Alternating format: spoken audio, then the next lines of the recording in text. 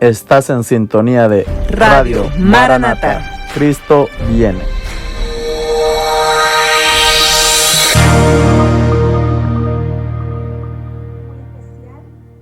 Es el momento de escuchar la palabra de Dios. Así es que vamos a cederle este lugar al hermano David y esperamos que la presencia de su Espíritu Santo se manifieste en esta noche a través de él. Amén.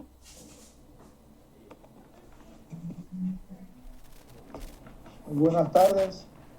Buenas tardes. Buenas tardes. Buenas tardes. Están conectados también por la radio y están escuchando. Y a todos los que en algún momento en las grabaciones que puedan estar en las redes sociales vean este video, les extendemos una muy calurosa bienvenida, lleno de afecto y de cariño para todos. Pues yo sigo muy emocionado. Igual las fiestas son las fiestas y son para alegrarse. Y aunque las fiestas siempre traen algunos momentos de inconvenientes, siempre son fiestas. Siempre hay algo que festejar, siempre hay algo que nos trae alegría y felicidad. Y para recapitular todo lo que venimos desarrollando en esta fiesta, vamos a puntualizar el significado de la palabra Pascua. Así que Pascua quiere decir pasar por alto, perdón, una gracia que no merecemos, pero que nos las han otorgado gratuitamente, ¿verdad? Y vemos acerca de la Pascua que no solamente se la llama Pascua a este evento determinado que comenzamos a estudiar en el capítulo 12 del Éxodo, sino que es aplicable a muchos momentos en que Dios ha hecho lo mismo con pueblos que con personas individualmente, que con familias. Así que es interesante que nosotros guardemos esto porque nos va a servir en el desarrollo de nuestra vida cristiana. Y también nosotros podemos aplicar la palabra Pascua a aquellos que en un momento determinado decidieron echar su suerte con Dios y se bautizaron. Las personas que se bautizaron, que están bautizadas, pues es también una ceremonia pascual. ¿Por qué? Porque cuando allí el oficiante hace la ceremonia, es como si nosotros fuéramos sepultados a la vieja vida.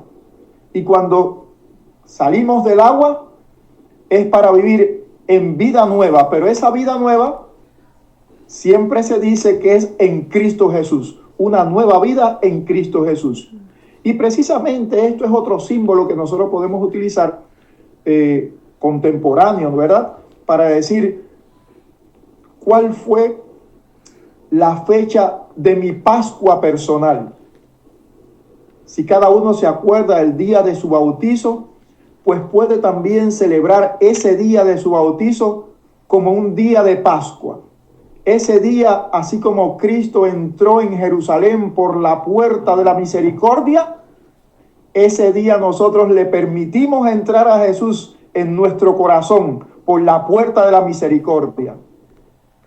No merecemos nada, somos pecadores, pero la oportunidad de tener fe y confianza en que la sangre de Cristo tiene poder para redimir nuestros pecados y para darnos vida y vida eterna, pues ese para nosotros es nuestra Pascua individual. Así que yo les recomiendo a ustedes que, si no se acuerdan de su fecha de bautismo, pues empiecen a buscar en las gavetas, ahí en las memorias, en los archivos históricos, y tengan presente que ese día también se puede tomar como que ustedes pascuaron. Hay hermanos que se bautizan juntos, hay familias que se bautizan juntos, hay esposos que se bautizan juntos. Y eso trae pues más felicidad y más alegría porque pues se puede celebrar esa Pascua familiar, ¿verdad? En familia, es un día de celebración, de fiesta. Y ese día van a recordar los detalles y eso renueva el amor, la inspiración. Lo otro que teníamos pendiente recordar son dos palabras importantes que nos van a ayudar a entender el desarrollo del tema. Y es Israel o israelitas. ¿Quiénes son los israelitas o los del pueblo de Israel? Y vemos que Israel, la terminología de Israel, es aquel que ha luchado con los hombres y ha luchado con Dios. Quizás esto quede un poco confuso. Bueno, luchar con los hombres y luchar con Dios y los hombres. ¿Cómo entendemos claramente la palabra luchar? Pues nosotros nos encontramos en una disyuntiva. Y el apóstol Pablo decía, el bien que yo quiero hacer, no puedo hacerlo. O sea, el apóstol Pablo entendía que él tenía una lucha consigo mismo. Y a eso se está refiriendo cuando Dios escoge la palabra Israel. Dice, es aquel que ha luchado con los hombres. ¿Qué es luchar con los hombres? Luchar con los hombres es a veces esa tendencia que nosotros no queremos hacer las cosas que son de la carne, pero no nos podemos resistir porque es nuestra naturaleza. ¿Verdad? Y entonces, por otro lado decía el apóstol Pablo, pero el bien que quiero hacer, o sea, quiero servir a Dios de corazón, voluntariamente, pero quiero que eso sea espontáneo, que salga de mí, pero no sale. Y entonces finalmente acabo haciendo lo que no quiero. Y a eso se refiere el israelita. A ese israelita que entiende que en Dios hay salvación y vida eterna.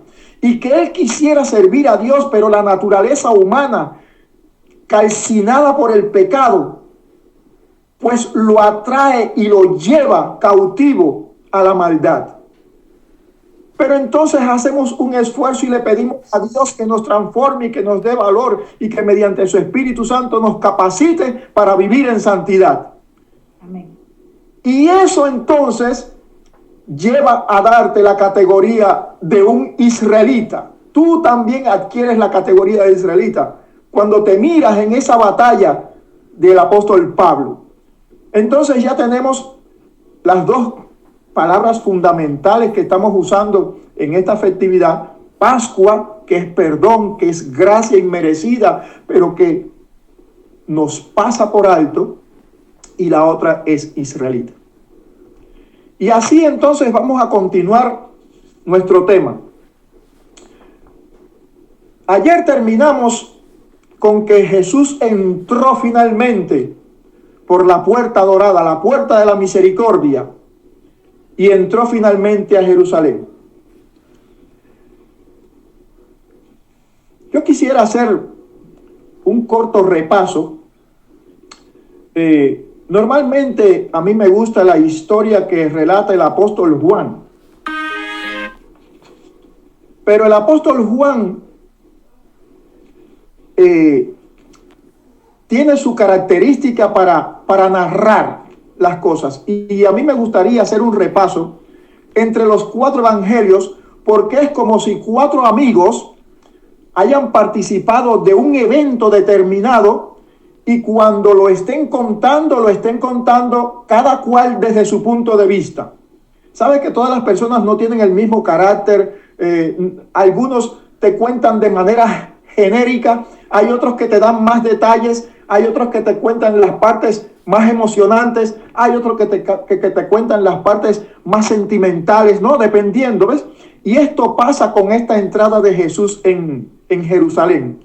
Los 4 evangelios cuentan y relatan desde su perspectiva. Y a mí me gustaría hacer un pequeño repaso de de estas cuatro perspectivas desde las cuales, y que las cuatro son emocionantes, ¿verdad? Y vamos a comenzar con el libro de Lucas. Lucas capítulo 19. Y vamos a leer del 38 al 48. Lucas capítulo 19 del 38 al 48. Porque tenemos que revisar a ver qué es lo que Jesús hizo y qué es lo que debía hacer según la profecía. Amén. Lucas capítulo 19 versículos del 38 al 48. Diciendo: bendito el Rey que viene en el nombre del Señor, paz en el cielo y gloria en las alturas. Entonces algunos de los fariseos de entre la multitud le dijeron: Maestro, reprenda a tus discípulos. Él respondió y les dijo: os digo que si estos callaran, las piedras clamarían. Y cuando llegó cerca de la ciudad, al verla, lloró sobre ella, diciendo: oh, si también tú conocieses, a lo menos en este tu día, lo que es para tu paz. Mas ahora está encubierto de tus ojos, porque vendrán días sobre ti cuando tus enemigos te rodearán con vallado y te sitiarán, y por todas partes te estrecharán, y te derribarán a la tierra y a tus hijos dentro de ti, y no dejarán en ti piedra sobre piedra, por cuanto no conociste el tiempo de tu visitación. Y entrando en el templo, comenzó a echar fuera a todos los que vendían y compraban en él, diciéndoles: escrito está, mi casa, casa de oración, mas vosotros la habéis hecho cueva de ladrones.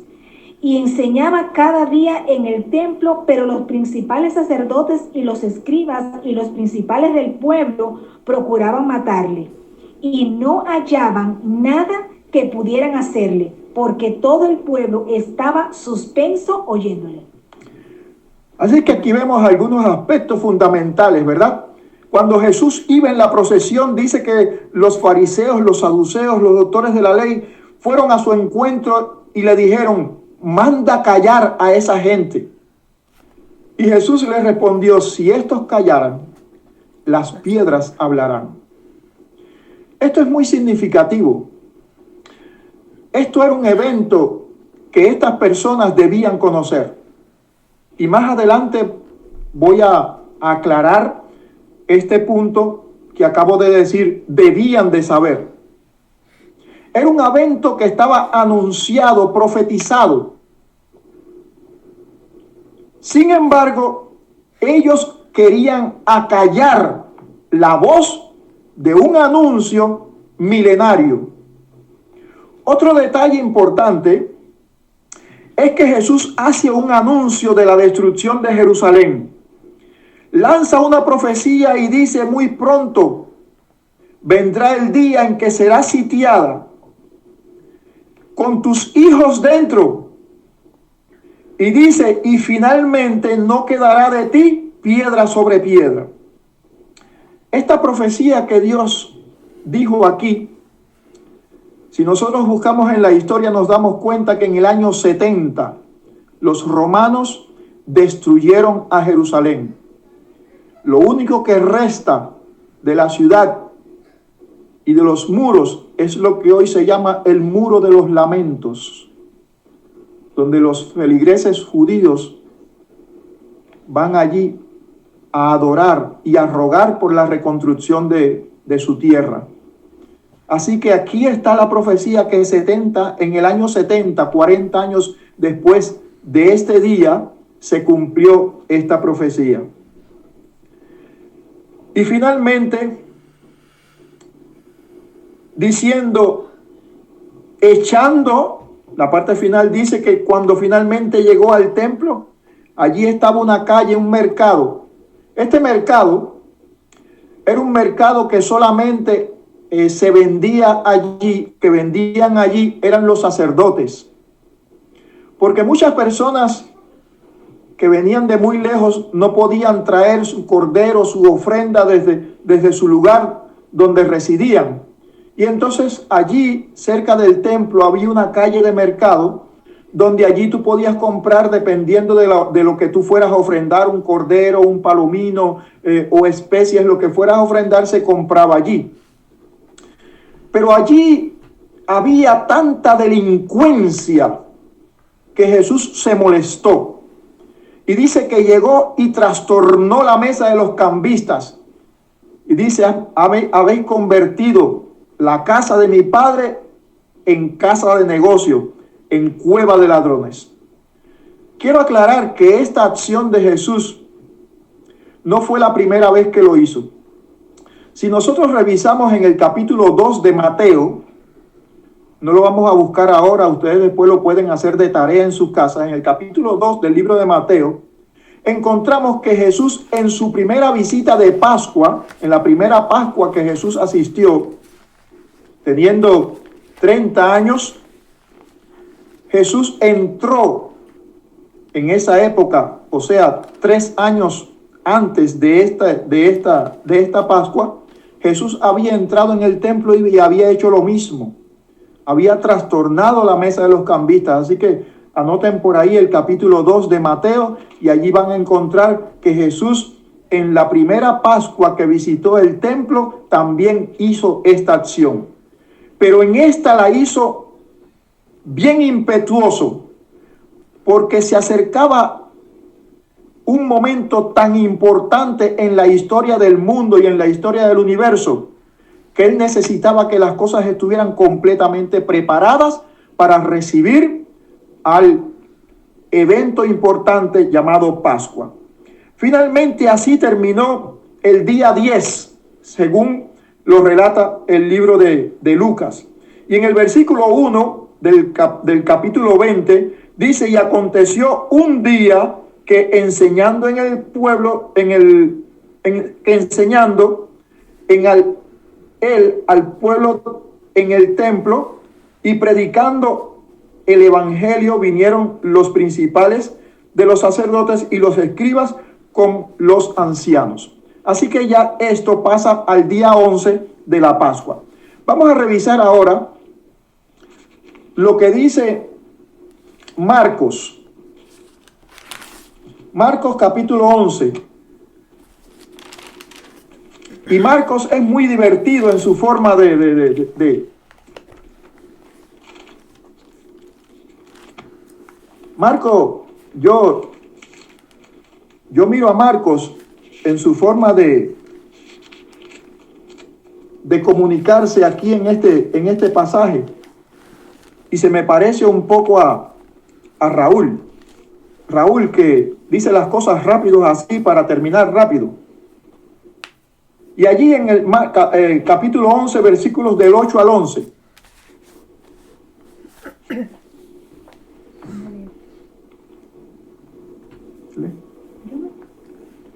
También muchos tendían sus mantos sobre el camino y otros cortaban ramas de los árboles y los tendían por el camino.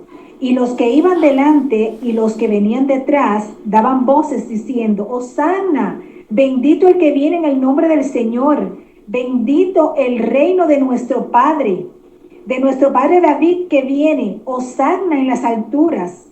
Y entró Jesús en Jerusalén y en el templo, habiendo mirado alrededor todas las cosas, como ya anochecía, se fue a Betania con los 12. Y así termina la narración de Marcos. Él dice que miró alrededor, miró todas las cosas que estaban allí sucediendo, y así termina. Y el próximo versículo, el versículo 12, finalmente dice: y al día siguiente, cuando salieron de Betania, tuvo hambre, ¿verdad? Así termina Marcos su relato de ese día 10. Y ahora vamos a ver el relato que dice Mateo.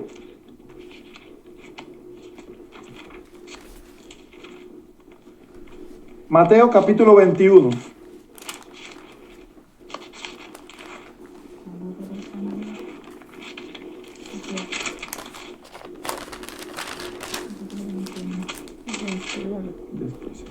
Mateo capítulo 21. Y vamos a partir desde el versículo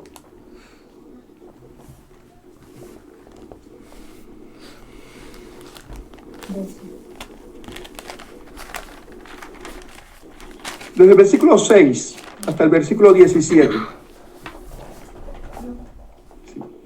Y los discípulos fueron e hicieron como Jesús les mandó, y trajeron el asna y el pollino, y pusieron sobre ellos sus mantos, y él se sentó encima. Y la multitud, que era muy numerosa, tendía sus mantos en el camino, y otros cortaban ramas de los árboles y las tendían en el camino. Y la gente que iba delante y la que iba detrás aclamaba diciendo: Hosanna al Hijo de David, bendito el que viene en el nombre del Señor, hosanna en las alturas. Cuando entró él en Jerusalén, toda la ciudad se conmovió diciendo: ¿quién es este? Y la gente decía: este es Jesús, el profeta de Nazaret de Galilea. Y entró Jesús en el templo de Dios y echó fuera a todos los que vendían y compraban en el templo, y volcó las mesas de los cambistas y las sillas de los que vendían palomas, y les dijo: escrito está, mi casa, casa de oración será llamada, mas vosotros la habéis hecho una cueva de ladrones. Y vinieron a él en el templo ciegos y cojos, y los sanó. Pero los principales sacerdotes, los escribas, viendo las maravillas que hacía, y a los muchachos aclamando en el templo y diciendo: Hosanna al Hijo de David, se indignaron y le dijeron: ¿oyes los que estos dicen? Y Jesús les dijo: sí, nunca leísteis de la boca de los niños y de los que maman, perfeccionaste la alabanza. Y dejándolos, salió fuera de la ciudad a Betania y posó allí. Y ahora, Amén. Me gusta mucho Mateo, porque Mateo es un poco más explicativo, da muchos más detalles. Dice que incluso Jesús dedicó tiempo para sanar enfermos. Generalmente Jesús, la mayoría de sus milagros los había hecho fuera de Jerusalén o en los alrededores de Jerusalén. Pero en los propios atrios del templo Jesús no había hecho muchos milagros.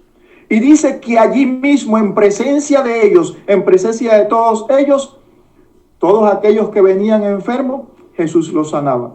Por supuesto que en aquella procesión que había entrado con Jesús hasta el templo, estaban reunidas muchas, pero muchas de las personas que él había sanado. Había cojos que habían recuperado su pierna, que habían recuperado brazos, personas que habían sido sanadas de enfermedades, de lepra, personas que eran ciegos ahora veían, personas que eran mudos ahora hablaban, personas que eran sordas ahora oían. Inclusive entre ellos también relata la Biblia que estaba ¿quién? Lázaro, quien unos meses antes Jesús había resucitado. Y así termina el día 10. Pero me motiva algunos pasajes que hacen énfasis a que todo esto estaba advertido. Todo esto estaba advertido. Y yo quisiera detenerme un poquito aquí para nosotros examinar y estar consciente de que todo este programa estaba advertido. ¿Dónde estaba advertido? En primer lugar, Miqueas 5:2 dice que Jesús vendría de Belén de Judea.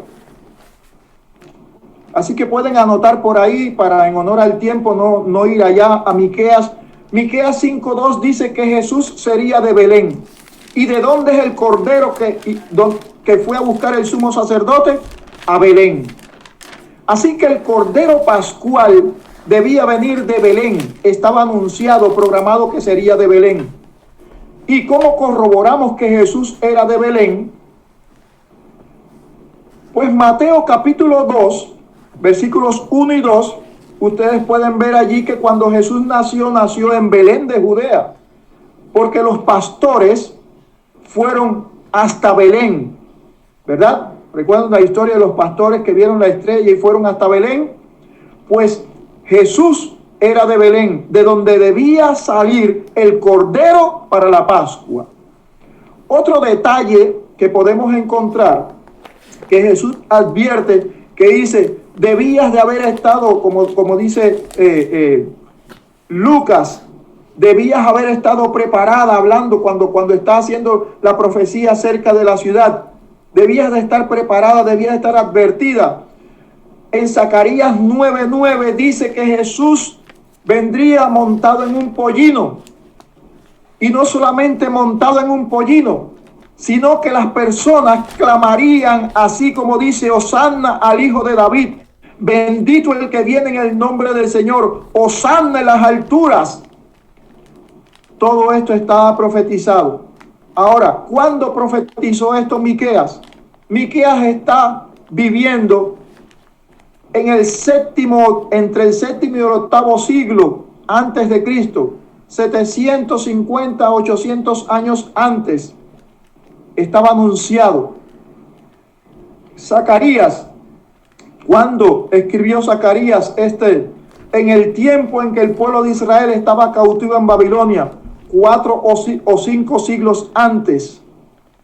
Así que estos detalles estaban más que advertidos.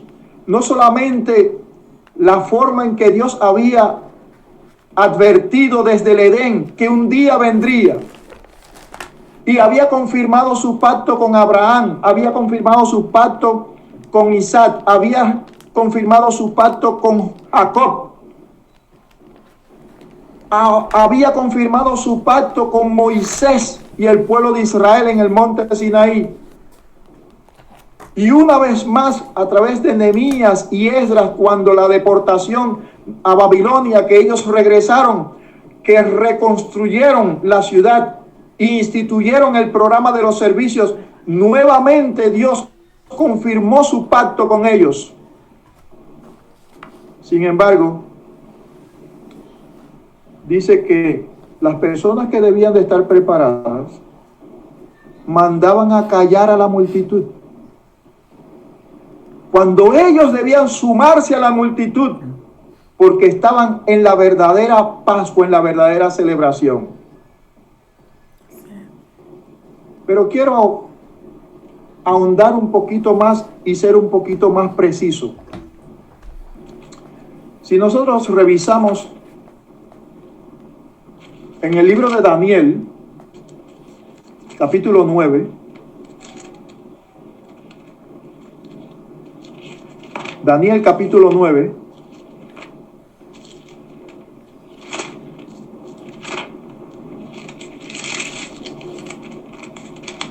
podemos leer la primera parte del versículo 26 que dice, y después de las 72 semanas se le quitará la vida al Mesías. ¿Cuándo escribió Daniel? Igual que Zacarías, aproximadamente entre el cuarto y quinto siglo antes de este evento. Estaban más que advertidos. Y en el versículo 27, primera parte, también dice, y por una semana más confirmará el pacto con muchos, y en la mitad de la semana hará cesar el sacrificio y la ofrenda. Mi pregunta es, ¿qué sacrificio y qué ofrenda? Porque aquí está hablando en una forma como que es algo que ya se conoce. Dice, hará cesar el sacrificio y la ofrenda. No explica, no dice qué sacrificio y qué ofrenda. Se supone que ya debes saber cuál sacrificio y cuál ofrenda. Y yo pregunto, ¿saben ustedes cuál sacrificio y cuál ofrenda? Pues está hablando de la Pascua. Hará cesar el sacrificio y la ofrenda. Desde el Génesis, capítulo 3 y capítulo 4, habla acerca del sacrificio y la ofrenda. Jesús dijo, esta te herirá en el carcañal, pero la simiente de la mujer te herirá ¿dónde? En la cabeza. Y Daniel, 3500 años después, dice, hará cesar. ¿Qué quiere decir hará cesar? Imagínense que haya dos ejércitos combatiendo. ¿Cuándo es el momento de que esa batalla cese? Cuando uno de los dos reyes cae. ¿Cierto? Por eso la advertencia de Génesis 3:15 dice, ella te herirá ahí en el carcañal. Pero un día la simiente de la mujer, yo, Cristo Jesús, el Creador, le aplastaré la cabeza a la serpiente. Y aquí Daniel advierte, hará cesar el sacrificio. ¿Cuál sacrificio? El sacrificio instituido en el Edén. Cuando Adán y Eva sacrificaron el cordero, es porque Jesús le estaba dando la promesa que un día Él vendría a ser sacrificado por los pecados del mundo. Así como ese cordero era sacrificado, un día Él vendría y sería entregado por nuestros pecados. Y Daniel, haciendo uso de esa fe y esa confianza, viendo las visiones que Dios le había presentado y transmitiendo el mismo mensaje del Edén, dice, hará cesar. ¿Cuándo? Dice, y por una semana más confirmará el pacto con muchos, y a la mitad de la semana hará cesar el sacrificio y la ofrenda. Nosotros sabemos que Jesús se bautizó en el año 27. Y 3 años y medio después debía de cesar el sacrificio y la ofrenda. Y allí estaba Jesús entrando en ese periodo de tiempo en que en esta media semana debía de cumplirse esto que estaba profetizado. Posteriormente, en otros estudios que haremos, analizaremos más profundamente todos estos pasajes. Pero regresemos entonces a esta semana donde debía cesar el sacrificio y la ofrenda. Volvamos al libro de Mateo. Y estábamos en el libro de Mateo, capítulo 21. Finalmente terminó el día 10, el día en que debía ser escogido el cordero. ¿Qué hacían los fariseos, los saduceos, los sacerdotes con ese cordero que entraban en la ciudad año tras año el día 10? ¿Qué hacían con ese cordero desde el día 10 hasta el día 14? Como nosotros leímos ayer en Éxodo 12, el cordero debía ser sin mancha, sin defecto, sin ningún tipo de enfermedad. Y durante esos 4 días, grupos de sacerdotes, grupos de fariseos, de saduceos, se dedicaban a examinar minuciosamente el cordero. Cada uno de estos grupos era especialista en alguna materia. Hay algunos que examinaban su pelaje, algún tipo de despigmentación en alguna parte, en algún área que determinaba que tenía algún tipo de enfermedad. Examinaban sus pezuñas, examinaban su lengua, sus dientes para determinar si tenía la edad exacta que se requería para el sacrificio. Había otros que lo ocultaban manualmente para saber si los órganos estaban sólidos en sus lugares, si no tenía ninguna enfermedad. Examinaban sus ojos. Y durante esos 4 días, por grupos, este cordero era examinado de pie a cabeza al detalle.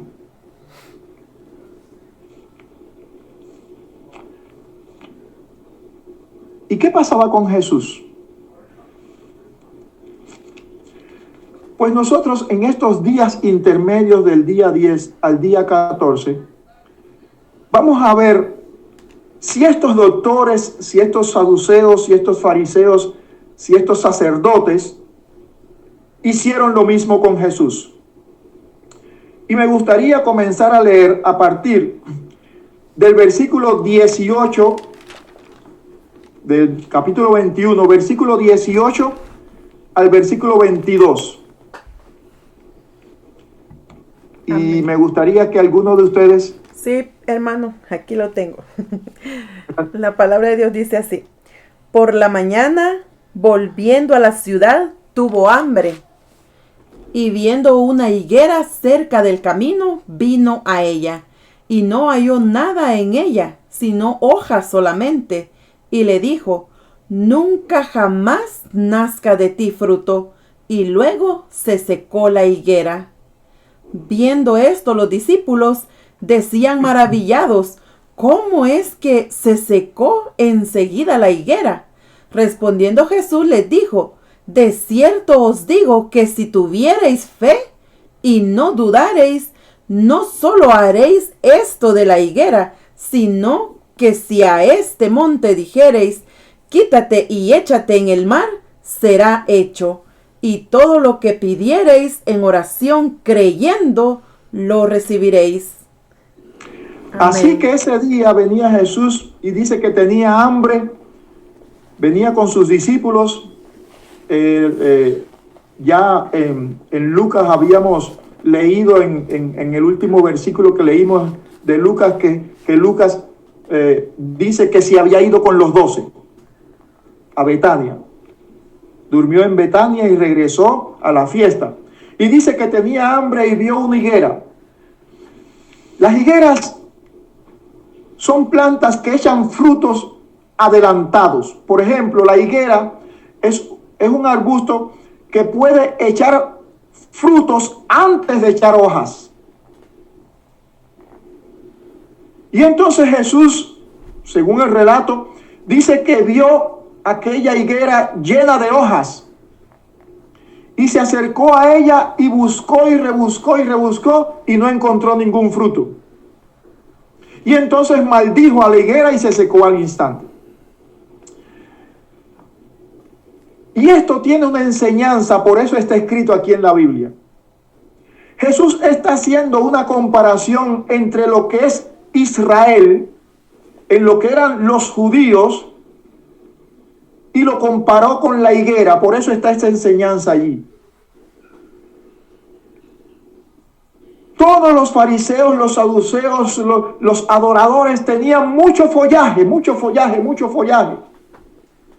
pero no tenían frutos. Ninguno estaba preparado para el tiempo en que se estaba viviendo.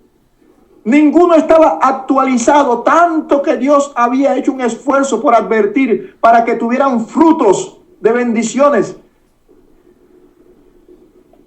Y esto era una advertencia de lo que le sucedería a Israel.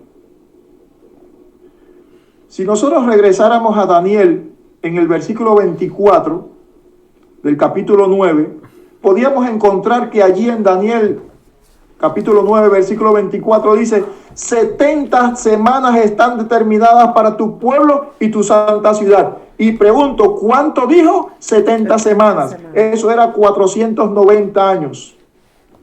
¿Y saben qué? El tiempo estaba por acabarse. Y el pueblo de Israel no había dado frutos. Por eso Jesús, mirando el tiempo, que ya era el tiempo en que Israel despertara y diera frutos, y tenía un follaje esplendoroso, todas las ceremonias allí en el templo, toda la procesión, todas las fiestas, pero era puras hojas sin frutos. Y Jesús maldice la higuera y dice: nunca más alguien coma de tus frutos. Me voy a detener aquí porque yo no quiero que se malentienda el problema del nombre israelita. ¿Quiénes son los israelitas? Porque si nosotros sabemos quiénes son los israelitas, así podemos saber quiénes realmente se comparan en esta higuera. Y si alguien quisiera leerme en Romanos 9,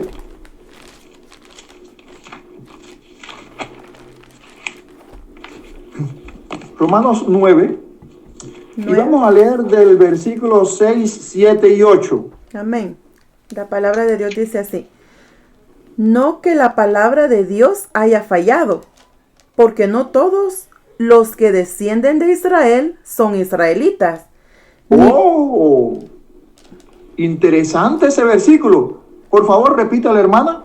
No que la palabra de Dios haya fallado, porque no todos los que descienden de Israel son israelitas. Continuamos. Versículo 7. Ni por versículo 8. Sí, vamos a leer hasta el 8. Ni por ser descendientes de Abraham son todos hijos, sino en Isaac te será llamada descendencia. Esto es, no los que son hijos según la carne, son los hijos de Dios, sino que los que son hijos según la promesa son contados como descendientes. ¡Oh! Así que los que son según la promesa, y yo vuelvo a preguntar, ¿según cuál promesa? La que Dios le hizo a Abraham. La que Dios le hizo a Abraham. La promesa de la Pascua que Dios hizo en el Edén. Oh, ya. Dios quiere sacrificar su vida. Dios vino a sacrificar su vida. Dios vino a dar Pascua para aquellos que según la promesa creen, aceptan y se preparan, sean llamados israelitas. Si usted tiene las características de los israelitas que estaban allí en la fiesta y mandaban a callar la procesión, sin conocer que esa profecía tenía que cumplirse, si usted es de los israelitas que trataban de estorbar que Jesús finalmente fuera ofrecido como Pascua para lograr que la cabeza de la serpiente fuera aplastada, entonces usted es la higuera que Jesús secó. Pero si usted se encuentra en esta sugerencia, y quiero aclarar que esta sugerencia la está dando un fariseo. Escuchen bien.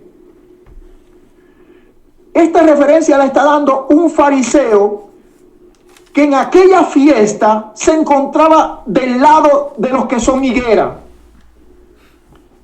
¿Saben quién escribió el libro de Romanos? El apóstol Pablo. Saulo de Tarso. Saulo de Tarso era fariseo de fariseos, como él mismo lo declara. Y en ese momento en que Cristo entró en Jerusalén y estaba allí, Saulo estaba entre los fariseos y era considerado como una higuera estéril, llena de mucho follaje, mucha pompa, mucho orgullo, pero era una higuera estéril. Pero en el libro de los Hechos encontramos la historia de la conversión cuando Jesús en el camino a Damasco lo detuvo y él entendió. Y Saulo pasó de ser de una higuera estéril a una higuera productiva. Y fíjese si lo entendió, que él que era judío de nacimiento, de la descendencia de Abraham, sanguínea. Mire lo que dice un judío, un hebreo de hebreos, un verdadero israelita, Y miren lo que dice. No como si la palabra de Dios haya fallado, porque no todos los que son israelitas, no todos son de Israel, perdón, porque no todos los que son de Israel son israelitas. Y al final del versículo 8 dice que son hijos de la promesa, son contados como simiente. Mi pregunta es, ¿te gustaría ser israelita de sangre, descendiente de Abraham? ¿O te gustaría ser israelita según la promesa? Promesa. Habiendo aclarado este punto, ya sabemos entonces a qué tipo de israelita se está refiriendo Jesús cuando condenó la higuera. Vamos a leer ahora qué es lo que pasa del versículo 23 al versículo 27. Puede leer. De ese mismo capítulo. Estamos en Mateo 21, ¿verdad? Del versículo 23 al 27. ¿Alguien quiere leer? Aquí lo tengo. Dice, y para hacer notorias las riquezas de su gloria, las mostró para con los vasos de misericordia que él preparó. Perdón. Mateo, capítulo 21, versículo del 23 al 27. Mateo 21. 21 del 23 al 27. Al 27 dice así. Cuando vino al templo, los principales sacerdotes y los ancianos del pueblo se acercaron a él mientras enseñaba y le dijeron, ¿con qué autoridad haces estas cosas? ¿Y quién te dio esta autoridad? Respondiendo Jesús les dijo, yo también os haré una pregunta, y si me la contestáis, también yo os diré con qué autoridad hago estas cosas. El bautismo de Juan, ¿de dónde era? ¿Del cielo o de los hombres? Ellos entonces discutían entre sí, diciendo, si decimos del cielo, nos dirá, ¿por qué pues no le creísteis? Y si decimos de los hombres, tememos al pueblo, porque todos tienen a Juan por profeta. Y respondiendo a Jesús, dijeron, no sabemos. Y él también les dijo, tampoco yo os digo con qué autoridad hago estas cosas. Amén. Así que allí empezaban a revisarle a ver si tenía algún bichito, alguna pulga. Empezaron a examinar a Jesús. En primer lugar le dijeron que con qué autoridad él había hecho eso. Ellos se estaban refiriendo a lo que Jesús hizo el día 10, porque este es el día 11. Ellos estaban preguntando qué fue con qué autoridad había echado del templo a los fariseos, a los que estaban comprando y vendiendo allí en el mercado, ¿verdad? Dice, ¿con qué autoridad haces esto? Y entonces Jesús, dándole una nueva oportunidad de reflexión, porque para entrar en la categoría de fariseo, de saduceo, tenía que saberse por lo menos el Pentateuco, los 5 primeros libros de la Biblia, la Torá, se la tenían que saber de memoria. Y largas porciones del resto de la Torá, de los libros de los profetas. Tenían que tener un conocimiento profundo y cabal.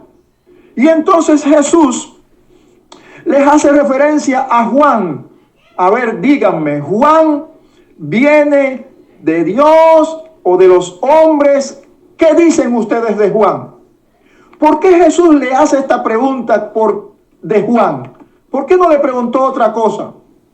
Porque resulta ser que Juan es un hombre que la profecía de Zacarías había dicho, la voz que clama en el desierto, era una profecía que ese hombre vendría a preparar el camino del Salvador. Y ellos habían desechado también el anuncio de Juan. Un anuncio también que estaba profetizado 400 años antes. 700 años antes, la voz que clama en el desierto, enderezad el camino para el Salvador. Y ahora Jesús le dice, ¿por qué no creyeron en Juan? Dice, no saben. No saben lo que debían saber. Y Jesús finalmente, en esa primera limpieza que hicieron para examinar a ver si el cordero estaba preparado para el sacrificio, para la Pascua. Esto nos ayuda a nosotros también, porque si nosotros no nos hemos dado cuenta, si Jesús no era la persona indicada para este sacrificio, para esta Pascua anunciada en el Edén, ¿por qué tú eres cristiano? Porque el cristianismo contemporáneo cree en que Jesús en el Calvario pagó la deuda del pecado de la humanidad y la nuestra también, y nosotros creemos en eso. Por eso es importante que nosotros también nos aseguremos en estos 4 días de que Jesús realmente cumplía las exigencias. Porque quizás el pueblo de Israel en ese momento no se dio cuenta, pero sí nosotros, que sí nos hemos dado cuenta, tenemos que asegurarnos que este verdaderamente es el Jesús que nos va a redimir finalmente. Quizás nosotros hayamos pasado por alto este detalle en nuestra experiencia cristiana. Pero no hay nada más importante que nosotros estemos seguros de que ese Jesús que decimos todos los cristianos, especialmente las 3 grandes religiones monoteístas del mundo, los cristianos, los musulmanes y los israelitas, debemos estar seguros de que este Jesús que nosotros aceptamos como el Salvador del mundo estaba limpio de pecados. Y ya hicimos la primera prueba. ¿Cuántos creen que Jesús pasó esta prueba? Sigamos adelante entonces. Podemos leer del versículo 28 al versículo 32. Del mismo capítulo 21. Amén. Pero, ¿qué os parece? Un hombre tenía 2 hijos. Y acercándose al primero le dijo, Hijo, ve hoy a trabajar en mi viña. Respondiendo él, dijo, No quiero. Pero después arrepentido fue. ¿Hasta qué número, hermano? Hasta el 28. Del 28 al 32. Y acercándose al otro le dijo de la misma manera. Y respondiendo él dijo, Sí, Señor, voy, y no fue. ¿Cuál de los 2 hizo la voluntad de su padre? Dijeron ellos, el primero. Jesús les dijo, de cierto os digo, que los publicanos y las rameras van delante de vosotros al reino de Dios. Porque vino a vosotros Juan en camino de justicia y no le creísteis. Pero los publicanos y las rameras le creyeron. Y vosotros, viendo esto, no os arrepentisteis después para creerle. Amén. Amén. Ahora Jesús hace otra parábola de que un hombre le pide a uno de sus hijos que vaya a la hacienda a trabajar.